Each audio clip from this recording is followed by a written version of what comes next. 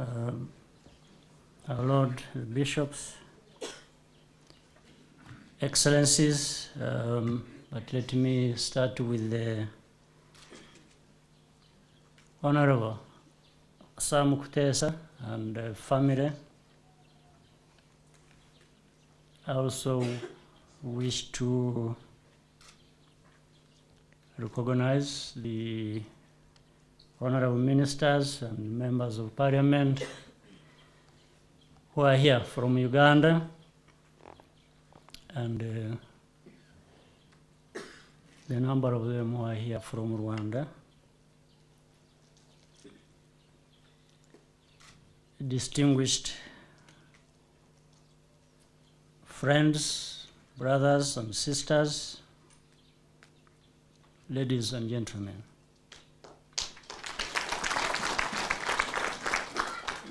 Let me start by a warm welcome to you all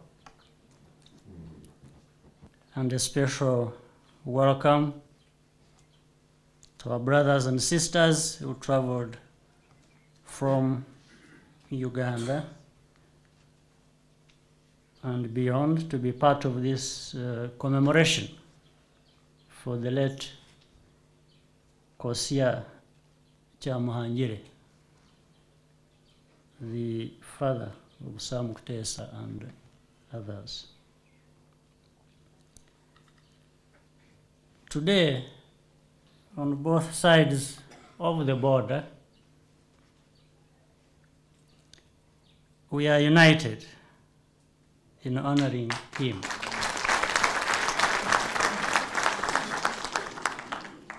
And also what Kyamuhangire and others who worked with him stood for.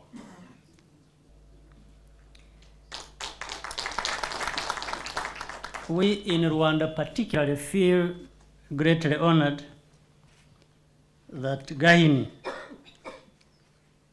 was found fitting to be his final resting place.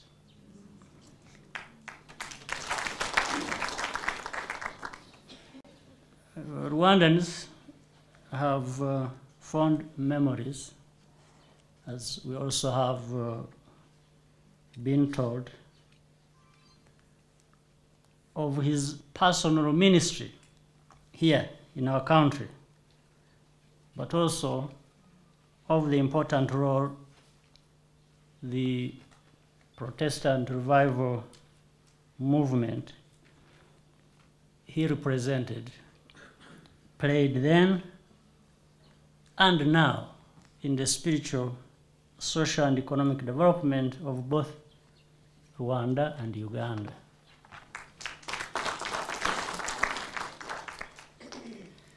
The Christian revival that he and his contemporaries spread across East Africa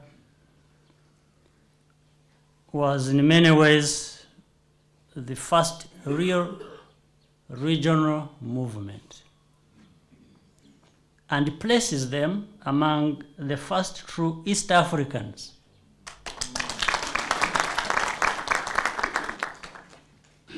their work personified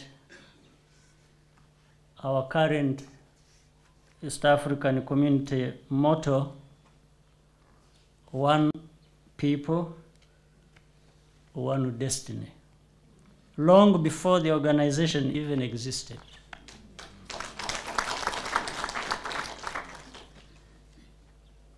They were humble in character,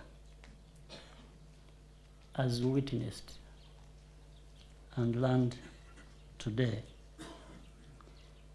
and genuine in their fellowship and relationship with those they sought to convert.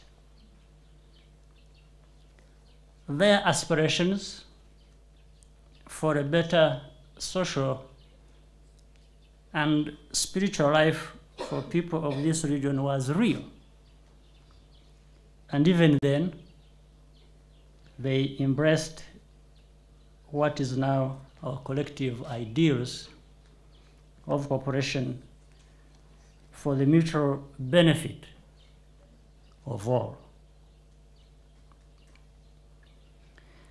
One might even say that late Kyamuhangire and those who worked with him, besides serving as a minister of faith, preceded his own son in the work of foreign affairs.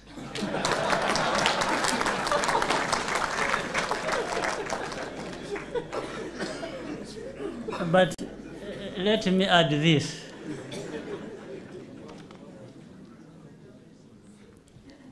How foreign are these foreign affairs? How foreign are the affairs between Rwanda and Uganda?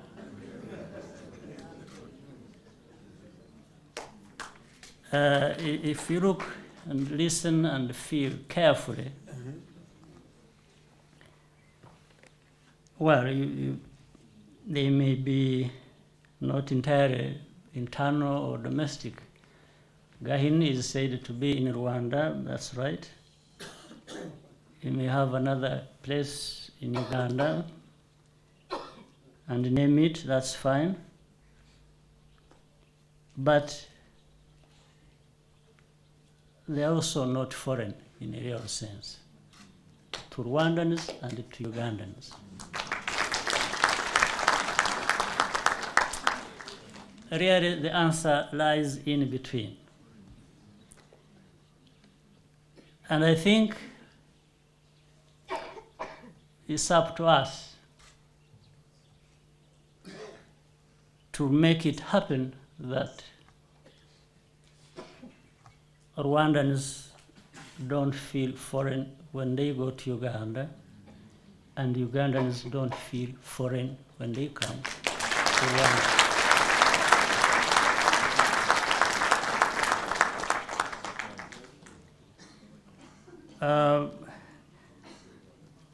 And this is really the most important thing these people stood for and did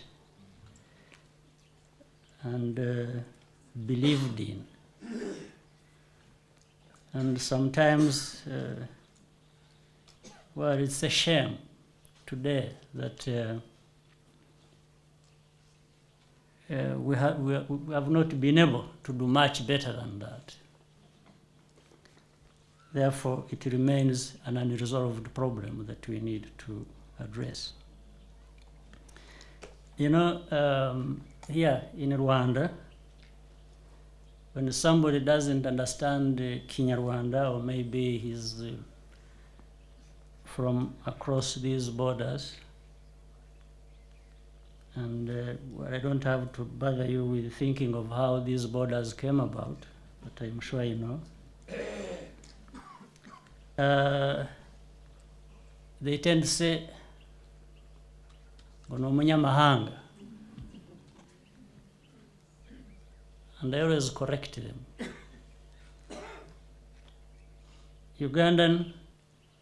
A Ugandan who comes to Rwanda is not munyamahanga.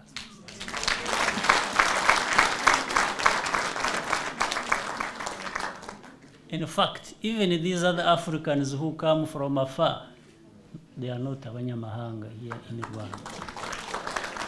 They shouldn't be seen as such and shouldn't be treated as such.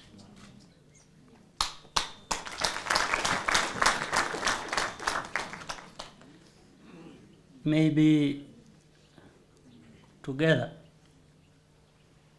as Rwandans and Ugandans, as East Africans, as Africans, we can afford together to say the others outside are abanyamahanga.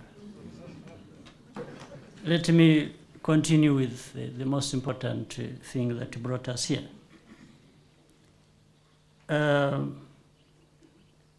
So my friend Sam Kutesa, I really, this Gahini, and then your father Kyamuhangire, special for today for many reasons, including that symbol of unity that they represent. And thanks to those who have been part of that mission and those who worked and lived with Kyamuhangire and these simple, ordinary people, but very selfless and who shared and wanted to live a better life with others, to be remembered for a long time, and that's why we are here. So Gahini is known to be the spiritual home of the Anglican and other spiritual movements from around 1935 up to the 1960s, and we always symbolize the bond that exists between the Rwandan and Ugandan people.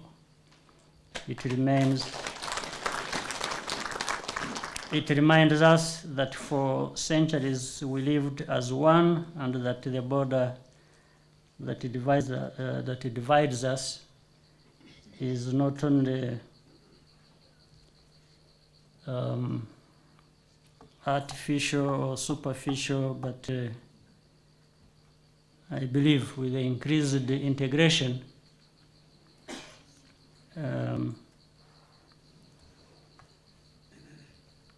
I think these borders will be, in a sense, irrelevant. And as we know, and this has been confirmed again from the testimonies,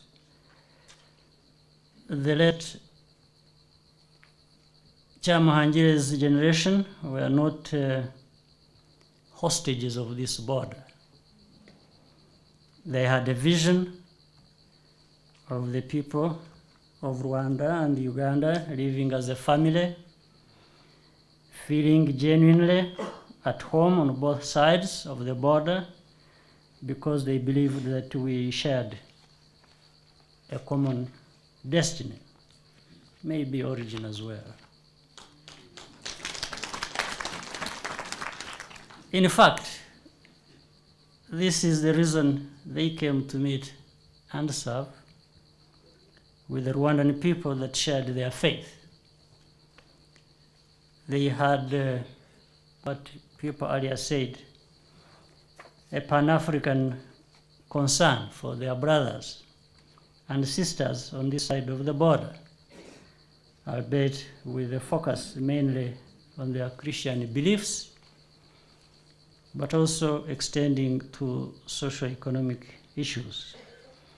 Even that faith which brought Kyamuhangire here in the first place should be a binding factor between our people. And by the way, Sam, when you said John Nagenda, a non-believer, I think he believes in this other part. And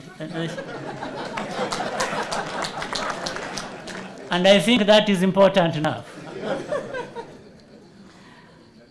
It is significant too that the Protestant revival was an indigenous movement spearheaded by local people, sometimes in defiance of their missionary mentors. And in doing this, they showed a spirit of independence and took ownership of the faith that originated from outside.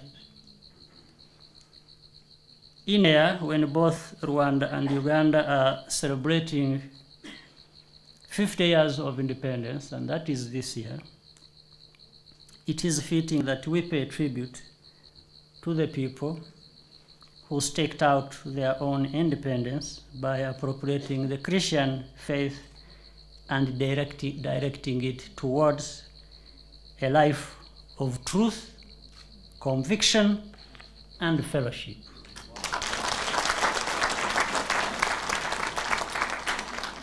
And so, as we commemorate, let Kosiya and celebrate his life and work in our country, we should all be challenged to rekindle and keep burning that spirit of oneness, commitment to and concern for the physical, social, and even the spiritual well-being of one another. We should all be enlightened by the values of his generation, who did not shy away from the one people, one destiny philosophy, and were not afraid to lose their lives in places far from their homes, as long as their brothers and sisters were there. In many ways, the late Kosiya Kyamuhangire started the East African vision that is becoming a reality today, and we honor him for that. Let us recognize the importance of this historical context and draw lessons from it for our current integration efforts. Otherwise, we will miss a golden opportunity to bring our people together. Once again, Honorable Sam Kutesa and your family and those who supported you in this, we say thank you. First of all, for giving your father a deserved and fitting recognition and place of rest, and hope that the energy that comes from here and the celebration you have had and the remembering and everything else will not be in vain, but will strengthen all of us and what we have to do. So let me once again welcome you to Rwanda and hope that you will fit and you will feel comfortable here in Gahini, and for sure in Rwanda, wherever you may want to visit. And we feel when we should, and definitely we want to feel the same way when we come to Uganda.